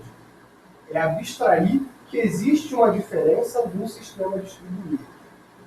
A Mariana e o Igor, eles estão a um nó de distância. Deem as mãos. Eu estabeleci essa comunicação. Então, se o Igor é um switch, a Mariana é uma estação, a Mariana agora quer mandar um dado. Balança a mão. Essencialmente, fisicamente, eu estou só alterando o meu meio físico. Agora, se eu quero chegar no Rogério, Edmar com o João com o Rogério. Agora a gente vai rezar o Pai Nosso. Vamos lá. Então, olha só, agora eu começo a... vamos lá, gente. É tático. Né? Página 43 do Manual do Professor da Pegada. Você ganha quando você entra. Né? Ninguém lê, mas a gente ganha. Né? Então, pode parar agora. Essa é a página, pô. Muito treinado esse menino. Eu costumava falar sempre isso. Na página 46 do Manual do Professor da Pegada. Ô, professor, essa página 43 é grande. Porra, você não sabe de nada, meu irmão. E aí, o que rola? Então, esse estabelecimento de conexão do fim a fim, por exemplo, a maneira que eu mandar uma mensagem para o Rogério, ela não precisa saber que existe um caminho até o Rogério. Ela não precisa saber esse caminho fim a fim. Isso é a camada de transporte. É o estabelecimento de uma conexão confiável fim a fim. Ou seja, a responsabilidade da camada de rede é encontrar a rota. Isso, rota, rotear, é coisa de criança. A camada 2 faz também. Não importa. O que a camada 2 faz, a camada 3 faz, que a camada 2 não faz, é abstrair que existe a rota. Abstrair que o caminho existe e que ele é volátil. Então, se algum dia alguém perguntar para vocês qual a diferença entre a camada 2 e 3, isso aqui é abstração. É um processo de abstração. Agora, na camada 2, é o estabelecimento da conexão hop a hop. Então, tudo que funciona fim a fim tem que funcionar hop a hop. Ponto a ponto. Então, essa é a diferença fundamental. E é por isso que eu vou ter esses 4 tipos aqui no corpo. A mensagem confirmável, onde eu obrigo a que tenha um MAC. A mensagem não confirmável, onde eu não obrigo que tenha um MAC. O acknowledgement, que é a resposta da confirmação, e o reset, que diz que posso restabelecer essa conexão. Por exemplo, se eu tenho uma mensagem que está com o MAC de ok ainda, e eu quero resetar porque eu preciso de um dado novo, porque a tua aplicação precisa, porque você notou uma anomalia, porque você mudou o teu serviço, isso é uma questão bastante importante. Então, olha só, se você não entende de protocolo, você não entende de rede, você faz configuração de máquina. Fala. Por que mandar um reset e não um acknowledge em seguida? Como é que é? Por que você manda um reset e não o act? Tipo assim, o reset você vai mudar o contexto. Por que você não manda um act e depois muda o contexto? Não entendi. É porque o reset ele é antes de você pedir o dado. O reset é uma mensagem assíncrona. Assim, você pode, por exemplo, Juan, você está sensoriando distância. O cara é o mais próximo da porta. Não é, mas... Vamos lá. Né? O YouTube vai sair. Rogério está olhando para o teto e o João está dormindo. Tipo assim. Então, nesse momento, você é a pessoa mais próxima da porta. Tá? E aí, tipo assim, beleza. Há 5 minutos atrás, o ônibus aí, a porta está parada. Está fechada. E essa é uma ótima resposta, porque está no meio da aula. Conforme qualquer lição. Conforme vai se aproximando mais próximo da porta, você vai vendo os alunos da próxima turma chegando, aí o Juan começa a dizer assim, aí você que é o servidor corpo, fala assim, olha, o Edmar, que é essa resposta, vai mandar pro Juan que é o servidor corpo e vai dizer assim, olha só, o mais importante saber esse negócio aqui. Então, o que o Juan vai fazer para mim que sou sensor? Reseta esse negócio aí e começa a dar essas informações agora de forma confirmada. Agora que essa informação que não era tão importante para o seu serviço importante. Então, isso aqui é um reset da configuração. Eu não quero nem mais saber do dado, eu estou falando do meu canal de comunicação. Ou seja, mais uma vez, isso aqui é um reforço. E olha o seguinte, eu falei para vocês em rede que o conceito de pilha de protocolos é muito bonito, mas na pilha que a gente implementa o TCP/IP, esse conceito ele é meio deturpado. Né? Eu uso os protocolos das camadas, tanto de IP quanto TCP, quanto o camada de massa, eles buscam informações de camada de cima e de baixo. Uma separação em camadas é meio zoada. Aqui não. O que eu não uso da camada de transporte, o que eu não tenho que o TCP me dava e o DP não me dá, eu implemento na camada de aplicação. Tá dando pra... Mas isso já não era ideia, mas... mas a gente não fazia. Não, mas você tinha comentado que o serviço que é camada de baixo É assim que o mundo ideal deveria ser. Só que a gente não faz isso na pilha TCP/IP real, na hora de implementar ela. Os protocolos realmente usam coisas uma das outras. Aqui não, isso aqui é muito bem observado. Então, os protocolos mais novos buscam observar isso de várias formas bastante. Mais uma vez, isso também é uma herança da forma como a gente programa. Cláudio, como assim isso é uma herança da forma como a gente programa? Na década de 70 e 80 a gente programava estruturado. Então, essa questão de separação faz muito pouco sentido. Quando a gente migra o pensamento do desenvolvimento para orientação a objetos, até quando você pensa software migra. Então, isso passa a fazer muito mais sentido. Né? Hoje em dia, a gente fala em arquitetura de microserviços. Né? Softwares que eles são completamente independentes, por si só são unidades de funcionamento e a soma deles gera uma operação complexa. Né? Ou como eu falo, hoje em dia, a arquitetura de software ela é um gerenciamento de sistemas complexos. A diferença entre complicado e complexo é que complexo são várias partes simples que juntas executam uma operação. Complicado, um sistema complicado, um sistema que faz uma operação única de várias partes sequenciais que a chance de dar errado são muito grandes. Tá? Quando você tem um sistema distribuído, você gera resiliência, ou seja, se eu tenho vários servidores do meu banco, se eu tiver um servidor do banco que caiu, que deu um problema, que deu um crash, eu continuo conseguindo acessar o meu saldo. Então eu consigo garantir resiliência, ou seja, correção de erros em tempo real, eu consigo garantir acesso, eu consigo garantir... Tem um nome para essa coisa que eu estou tentando lembrar, mas o cérebro do chão. backup, e não é esse o nome, mas a ideia é essa, que eu tenho sempre uma cópia de segurança dessa minha informação, e agora a questão não é ter uma cópia de segurança, eu tenho uma cópia de disponibilidade, muito obrigado. Eu mantenho essa cópia de segurança atualizada, eu mantenho essa cópia de segurança atualizada. E aí tem, por exemplo, sistemas de RAID. Vocês já viram os HDs de vocês? Você pode fazer RAID 1, 2, 3, 4, 5. Cada um desses RAIDs quer dizer uma coisa bastante diferente. Então isso aqui é a mensagem, o formato do pacote. Eu não vou pedir para vocês decorarem, mas vai estar aqui disponível. Então, mais uma vez, o João tem que me lembrar de botar os slides corretos, porque eu botei os slides vazios para vocês, né? O que é sacanagem. Mas é o formato do pacote Cope listado aqui embaixo. Caralho. Então, na verdade, tem o valor do token, que eu tenho correlacionar a requisição e resposta, a mesma coisa que eu tenho no FTP. Comprimento de 0 a 8 bytes, isso quer dizer bastante, né? Porque, na verdade, esse 0 a 8 bytes é o seguinte, o COPE ele segue o padrão do 802.15.4. Ele não segue o padrão do IPv6.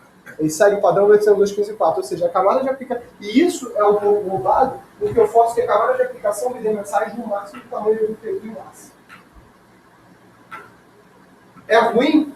É.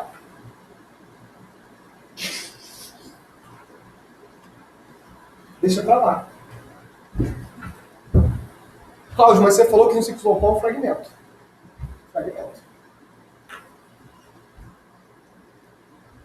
Isso aqui foi tirado e colado da RFC, né? Porque a RFC é só modo texto, então esses desenhos dão muito trabalho de fazer, tá? Tem um programa muito legal que transforma seus desenhos em imagens em ASCII, então eu recomendo, se algum dia vocês cometerem esse erro na vida, vocês podem fazer isso aqui. Tá? Hã? Não, porque em LaTeX isso não fica seamless. Existe um outro programa que transforma de ASCII para LaTeX. E aí é não legível, porque transforma isso numa tabela sem... É satanice, é coisa de... Não, transforma uma tabela de ASCII sem linhas. Imagina isso em LaTeX. Irado. O modelo de transação é o transporte, definido como protocolo. Eu uso o DTLS, ou seja, que é o transporte layer security. A mensagem, como eu falei, com, non, ACK e reset. Né? REST, pegando carona, hash responsividade de cada mensagem, ou seja, eu faço o que a gente chamava de piggyback. Modelo de 4 bits, saída da mensagem 16 bits. Isso aqui é tudo coisas que eu falei com mais detalhes, então vocês podem ver. E isso aqui é um modelo de stop and wait simples. O que quer dizer um modelo de stop and wait? Eu mando a mensagem e espero um ACK. Né? Ou seja, quer dizer que o recurso, como ele é stateless, ele é pedido só uma vez, ele não fica para sempre. Se eu pedir, ele vai para o webcache e Igor acorda, pelo amor de Deus. Ou quase isso, né? A troca pode ser não confiável. Eu vou detectar a duplicação de mensagem através do ID da mensagem, aquele token. Se eu não for capaz de processar uma mensagem, eu vou resetar o meio. Ou seja, o reset é mais do que simplesmente para restabelecer a comunicação ou mudar o estado. É assim, qualquer vez que der erro, eu digo assim, opa, algum erro muito grave está acontecendo, é melhor eu restabelecer essa comunicação. E basicamente, todo aquele estabelecimento virou isso aqui. Tem mensagem. Eu posso dar com ACKs contínuos. Isso é muito parecido com o HTTP 1.1 com pipeline. Só que sem fazer three-way handshake, porque o DP não pede, e sem final de conexão, porque o DP não pede. Então, cada requisição que eu faço é uma mensagem do tipo com um get do HTTP. Ou seja, a mesma mensagem que estabelece a comunicação já pede o recurso. Então, cada uma desses pedidos, na verdade, é o negócio. Aqui se dá o timeout, eu simplesmente repito. A coisa que muda é esse token aqui inicial. O que garante que esse token existe, ou seja, em vez de ser um 0 ou 1, eu simplesmente replicar a identificação do token na mensagem. Repete várias vezes a mensagem, até que Não. Perdi aqui, vi um timeout, deu um problema. Por exemplo, sou um sensor. Felipe, eu e Mariana, nós somos sensores. Felipe dorme. Eu, tipo assim, acabou a minha base de explodir. Tipo assim, vai tentar terrorista. A Mariana é o sensor que sobrou. Temperatura. O Igor fez o broadcast, só temperatura. Temperatura. Não, para Maria não, o broadcast. Temperatura. Temperatura. Dormindo, morri, tá vivo. Mariana responde. Ele pega a mensagem. Ele pegou a mensagem, beleza. O Edmar pediu a mensagem, recebeu a mensagem, pegou essa mensagem sobre o bom. É isso. Agora, deu AC? Deu AC, acabou. Estabelecer comunicação? Não, ele pediu e teve, acabou. É isso. E é tão ridículo, que se eu jogo essa lógica para o HTTP, se alguma coisa acontece aqui para baixo, o Edmar vai fugir, descaradamente. Vários servidores da HTTP funcionam assim, no sistema do HTTP. Mentir. Mentir descaradamente. Vai fazer uma regressão linear, bem safada, uma média, uma inferência sobre os dados históricos. Então, é o que a gente chama de filtros de dois estados. Mas só filtros seria uma aula separada. Felipe, já pode parar de dormir. Então, esse mensagem se mantém constante. A semântica das mensagens é a mesma do HTTP. Né? E aí entra, né, isso aqui como o HTTP ele pode servir para aplicações de mais alto nível hierárquico. Ele pode servir simplesmente como alguns autores da literatura pregam que o COAP, tanto como o HTTP, eles não seriam mais protocolos da camada de aplicação. Eles seriam um layer intermediário entre a aplicação e o transporte, porque eles por si só são homogeneizadores do transporte. Então, se você diz que você está fazendo webmail, você não está trocando HTTP. Você está trocando e-mail, e o HTTP é só uma forma de você homogeneizar. E aí, tipo assim, eu não vou entrar nessa discussão, que é uma discussão filosófica, mas com vocês na sexta-feira eu entro, porque essa discussão filosófica vocês vão ter que ter. Tá? Então, exemplo de request responde.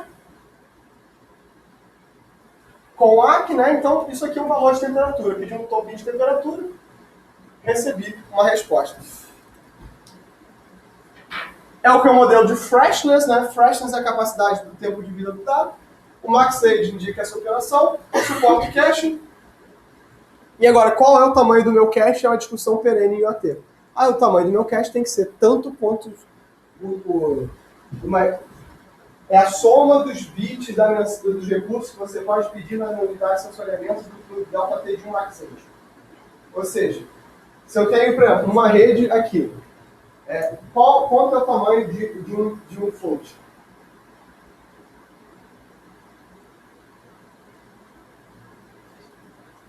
Um float. 4 bytes. 4, 8, 12, isso é 16, então já vou explicando ligado. 4, 8, 12, 16, 20, 24, 28, 32, 26, 40, 44 bytes. Esse é o meu cache. Se por exemplo...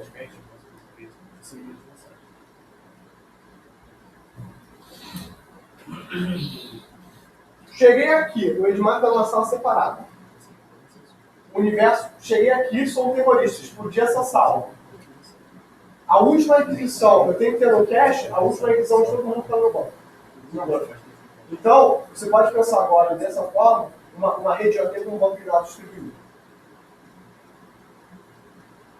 Entendeu? Então, tem guardado na memória a última requisição de cada um de vocês, dado no MaxAge. Então, no pior caso, ter um dado de cada um de vocês. Se eu só tenho, cada um só quer guardar a temperatura, isso é uma rede de termômetros, beleza. Mas tipo, o número de sensores que eu tenho na minha unidade, o número de unidades de sensoramento da minha unidade de sensor, vezes o número de sensores. Ou seja, se você tem 2, ele tem 1, ele tem 3, ele tem 1, ele tem 2, ele tem 3, ele tem 1, essas somas eu tenho que fazer, que deveria ser o meu MaxAge baseado no meu freshness. Certo?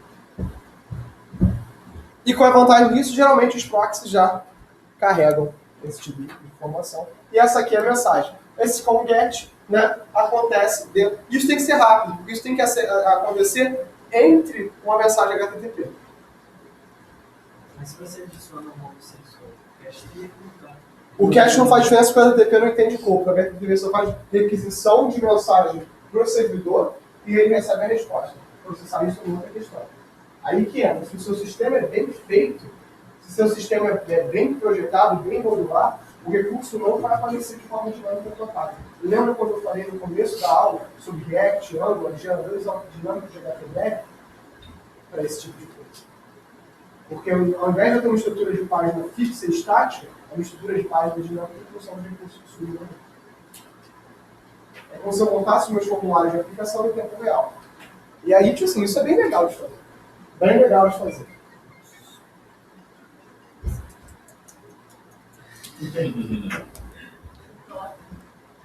Então, o problema o REST é um paradigma do tipo pool, ou seja, os dados são sempre obtidos por meio de uma atualização explícita, né? E os dados em OT normalmente são periódicos ou disparados por eventos.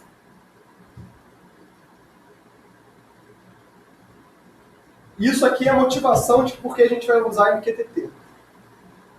Isso aqui é HTTP. HTTP não é feito para redes físicas. A temperatura se comporta como meio físico, não como a nossa aplicação quer que ela se comporte. Então isso é treta. Ou seja, em geral eu quero uma temperatura a cada 2 segundos, ou se eu ultrapassar 5 graus. Me informa quando alguém quebrar o vidro. Me informa quando começar um incêndio. Né? Você não fica, tem incêndio? Tem incêndio. Você pode até ficar. Em geral, aplicações HTTP. Tá viu? Não tá ficando. Batimento cardíaco, a aplicação que o Hugo faz. Por exemplo, a gente estava falando o seguinte, se a temperatura variar meio grau, aí você me avisa de novo. Isso. Aí eu vou assumir que está constante. Isso. Mas o servidor tem que perguntar, você está vivo? Não necessariamente. Você pode ter... Ele está 5 horas sem enviar nada. Isso é normal. A gente fez uma aplicação que às vezes o sensor ficava uma semana apagado, a cada semana ele acordava, media as frequências naturais de uma ponte, mandava para o servidor, e a gente fazia o que a gente chamava de clusterização, fazia o clustering. Então cada cluster é responsável por um dia na semana por verificar parte da integridade estrutural da rede de forma diferente. Eu não entendo nada disso, quem fez isso foi o pessoal lá da Oceânica, né? Eles entendem esse negócio de modelos de elementos finitos. Eu não sei fazer conta. Se viu quebrar a periodicidade, está O quê? Se esse sensor, se esse envio de dados quebrar a periodicidade... Só que aí tem um problema aqui, tipo assim, para que eu não quebre essa periodicidade, alguém tem que estar escutando o tempo todo. Sim. Porque imagina o seguinte, que você é o servidor, eu sou a aplicação. Dorme. Filho, pode dormir. Eu estou incentivando. Pode dormir. Aí eu começo a te mandar dados. Você está dormindo, você responde? Não, não responde. Ou então, o pior de tudo, é o design de aplicação cagado. Né? Porque tudo isso é design de aplicação. Ou você é periódico, com esse modelo de requisição e resposta, onde eu tenho um ARC, ou você é orientado a evento, mas eu tenho que sincronizar como é que vocês estão acordados. E aí a sincronização passa a ser um elemento extremamente importante. Perdi um segundo de figura. Acabou a minha aplicação. Aí nesse caso eu estou no modelo. Por isso que a maior parte das aplicações mantém o conceito de keep alive. Porque fazer isso é muito difícil. Mas keep alive do ponto de vista teórico da minha rede é horrível. É medíocre. Do ponto de vista de design de protocolo. Mas é que fazer a sincronização é tão difícil que o design de protocolo é muito complicado. Então o que a gente faz? A gente fez um bacalho. Força, Juan. Força. Né? A gente usou o conceito de observation. Eu criei uma mensagem bizarra, dito o seguinte, olha só, de vez em quando, me manda uma requisição. Que tipo de requisição? 12. 44. Ou seja, eu fico mandando as minhas... Eu fico pedindo assim, de vez em quando, você me dá um keep alive. Cláudio, mas isso não foi desenhado para ser assim. Não. Porque ele foi desenhado para ser síncrono. Ele é assíncrono nesse sentido. Cláudio, isso é horrível. Muito.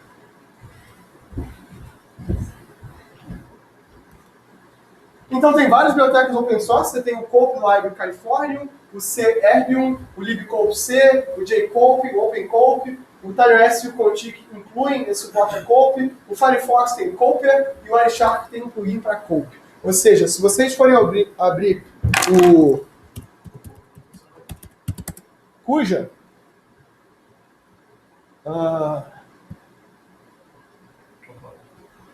o quê? Como é que é? Eu conheço o cara que fez. Por que o Google não funciona mais? Ele parou de fazer? Aí Firefox atualizou e o corpo do texto ficou com suporte. Aí termina o doutorado, né, gente? A gente não quer fazer mais nada, não. Então, por exemplo, aqui dentro do Cuja, ele tem um plugin, tipo um Wireshark-like, que permite vocês trabalharem. Então, mais pra frente eu vou mostrar pra vocês o Contic, pra quem nunca viu o Contic, mas a gente vai fazer. Liga só, eu tava pensando em passar um trabalho pra eles, como a primeira avaliação. Então, qual é o trabalho que eu pensei? Estamos que dia hoje? 11, né? Tipo, 11 de setembro. Então, pro dia 11 de outubro, eu vou colocar essa descrição do trabalho no grupo, né? No dia 12 de outubro, porque é dia das crianças, né? Pra deixar vocês felizes. Dia 12 você vai botar a descrição ou dia 12? Dia 12 vocês vão ter que entregar. Né? Qualquer coisa a partir de agora, se eu não botar a descrição, é culpa do grupo. João? Não, o do João já tinha responsabilidade, você assume as coisas. Não sei nem se o João lembra quais são, porque eu já não lembro mais o que eu falei pro João fazer. Por isso que a gente distribui, né? Disponibilidade. Então, meu Jesus.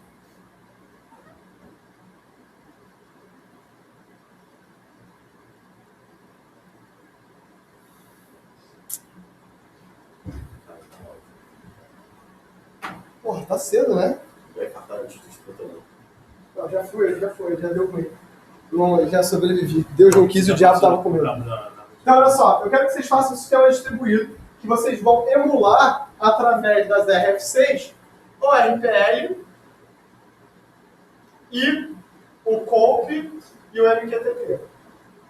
Então, vocês vão assumir que a camada de enlace física faz o que a camada de enlace física faz, vão construir usando o NetworkX, que é uma biblioteca de eventos discretos, para Python, né? Vocês vão construir o RPL, o COPE e o MQTT. E vão emular uma rede usando um dataset muito conhecido, que é o dataset do Intel Labs. Hã? Não. Porque o Contic já está com isso pronto. Exatamente. Pô, eu quero que vocês parem e vejam a dificuldade de construir esse negócio aqui. Então, vocês vão emular o funcionamento desses protocolos no NetworkX e desenhar uns lindos desenhos usando, né? O NetworkX, que usa a mesma biblioteca feijão com arroz do Python de construção de bibliotecas, que é o Matplotlib, tá? Então, eu vou botar na descrição um pouco maior, melhor isso aqui, mas a ideia é que vocês façam isso, façam um relatório e eu quero de relações, tipo assim, taxa de entrega, taxa de perda. Mas para você acha que Sim, é 0 que vocês têm 20 páginas, 30 páginas. Não. Aí 3E, eu vou listar as RFCs que eu quero que vocês vejam. Tipo assim, o padrão em 3E tem 1000 páginas, o padrão em 3E diz como construir o rádio. Tem um capítulo que é muito legal assim, o rádio precisa de um amplificador de potência. Sério mesmo? Sim, sério, porque precisa disso desde 1930. Né? A gente continua precisando, né? A física não mudou tanto assim. Por incrível que pareça, os rádios mudaram muito pouco desde a época do Marconi. Chega por hoje, né? Acho que já deu. Deixa eu ver se tem mais uma coisa que eu quero falar aqui.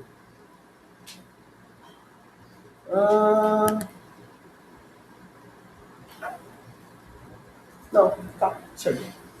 Então, a gente vai fazer, isso aqui é o trabalho, a gente vai falar um pouquinho sobre o Contic mais pra frente. Vou falar sobre o MQTT, o 6TiSCH, que são as coisas que estão faltando, o que eu acho para a gente fechar bem essa parte de redes industriais a nível de IoT. A partir disso aí, depois a gente vai brincar com os protocolos Bus, a família Bus de protocolos, que é, ó, uma bosta. Mas é caro para burro. Por quê? Porque eles não são padrões italianos. São padrões proprietários. Proprietários. Assim, obviamente, né? Não é simplesmente entregar o código, vocês têm um relatório para entregar sobre esse modelo, sobre quais os testes que vocês fizeram, quais foram as métricas, né? Tem todo um lindo modelo experimental para vocês fazerem sobre esse trabalho, pelo menos 6 páginas do formato da SVC. Por que o formato da SVC? Porque o formato da SVC já está disponível lá no Overview para vocês utilizarem. Ah, Cláudio, você não gosta de usar a LaTeX. Eu sou, né? O WordLike não tem problema, tem doc e tem ODP, vocês vão ter uma desculpa boa para entregar fora do formato. Né? Onde SBC, Sociedade Brasileira de Computação. É para entregar nesse formato? Entregar nesse formato. Basicamente. Mas é cada vez que está. Minicurso e artigo. Formato de artigo, por favor. Formato de artigo, tá, pessoal? Porque lá tem formato de minicurso, que é um capítulo de livro. Não precisa. Formato de minicurso, de artigo. Tá achando a anotação? Eu fiz a chave e vou deixar em casa, né? Pessoal. Deixa eu tirar aqui a foto. Vou postar em Tá. Hoje tá... Eu também já recebi 2 telefonemas, uma mensagem. Não, assim, tô recebendo só treta aqui. Hoje tá... Ontem foi treta, hoje é treta. Que negócio da Embraer? Esqueci completamente. Eu não mandei nem pra Embraer, a resposta foi Embraer. Não mandei nem pra Embraer, a resposta foi Embraer.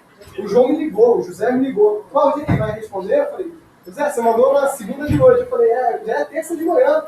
Eu falei, eu entendi esse conceito, né? Mas você me deixa ler, eu tenho que falar com outras pessoas. Tipo, nossa. É só treta, é só treta. Hoje eu queria dar 2 Só protocolos. tem 4 alunos no Classroom. Lilian, esse é um problema pra gente, é um problema tipo 2. Do tipo que não é nosso. Tá vendo? Ô, Cláudio, eu não estou no clássico de educação. No redes industriais? É que são disciplinas diferentes, né? Isso explica. Porque tinha matéria de mestrado que é rede sem fio. Rede sem fio, o Classroom é o mesmo. Redes industriais e tópicos avançados não é. Já não sei mais. Eu tô com, sabe, eu fiz as contas, eu tô com muitas turmas nesse período. 4? 8. Ah, ok. Não, 8 mesmo. Porque eu tenho redes industriais. Eu tenho rede sem fio, linguagem de programação e rede de computador. Essas são as de graduação. Aí eu tô com rede sem fio para o mestrado e tópicos avançados para o doutorado. Tem a turma do IBGE de programação segura e tem alguma outra que eu perdi no meio do caminho. Alguém tem que trabalhar para os outros receberem esse salário. É que o ministro diz que eu só trabalho 8 horas por semana. E ganho 20 mil. Em média. Em média. Ou seja, daqui a 2 anos eu me aposento, é isso?